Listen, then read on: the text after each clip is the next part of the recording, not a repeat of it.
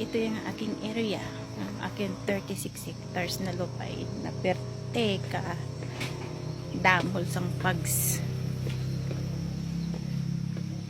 Kaya tinatawag ko tong rest house ko kasi minsan lang ako umuwi dito every Friday. Tapos pag umuwi ako ganito pa kakapal ang pags. Yan, ang dilim. Kahit alas 11 na ng tanghali. Yan ang mga alaga ko yung ano, kalapati. Yan siya. Hindi ko malinis-linisan dito kasi sisipunin ka talaga kapag bago ka lang dito. Ito yung aking bahay. Yan. Wala akong panahon maglinis kasi oh, tingnan mo ang panahon. Ang dilim. Yan ang pags. Yan ang passion fruit sa puno ng baliti. Gusto ko sana manguha. Yan oh, yan. Ang daming bunga niyan. Kaso mataas, hindi pwedeng akyatin kasi matarik sa baba. Yung dilim ng paligid oh. Ayan ang aking durian. Namumulak pa lang. Ayan siya. Durian yan siya. Hindi masyado makita yung bulak niya. Ayan siya.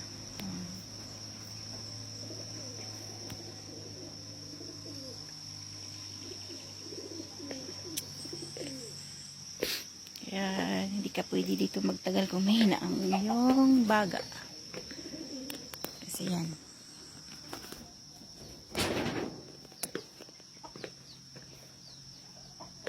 Ang dami dito. Kalapati. Ay. Gusto ko sana bumasok kaso lang nakalak. Nakalak yan siya. Ang dami mga sisiw na yan. Ang iba nandun sa taas.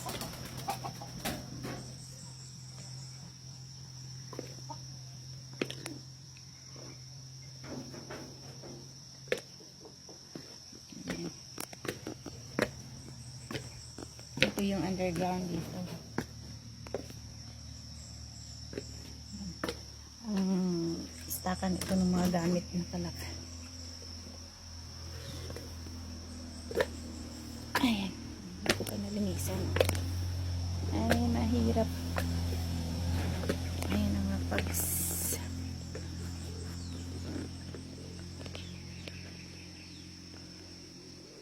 Itong puno ng lansunis.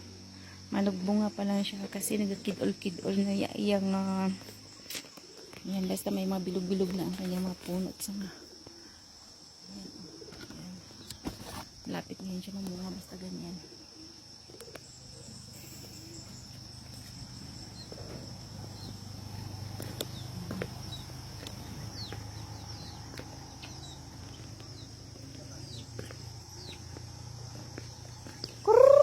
Ayan mga manok ko. Marami yung mga manok dito kaso sa galaan. Ay, kanami sa inyo ah. Damo naman ang iti na ako na ano.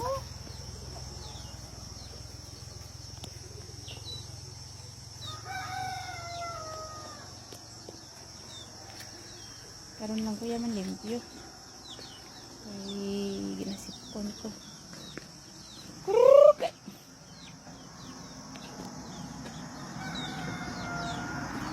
Hindi pala ka dito.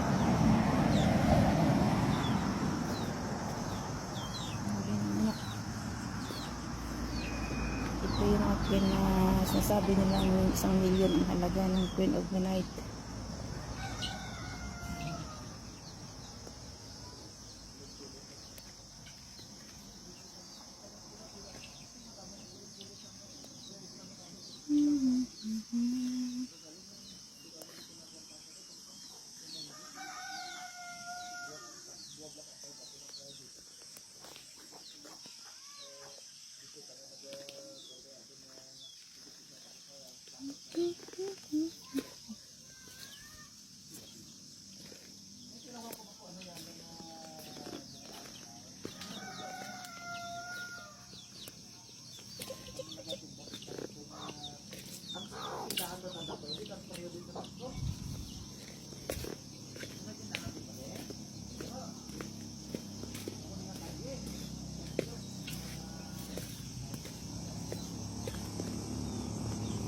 Ay, sarisa.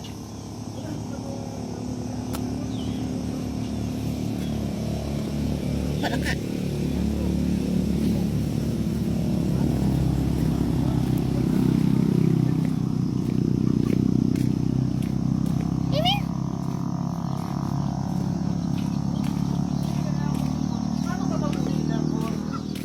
Kuya! Bakbak. Kasi maluto pa, hindi na.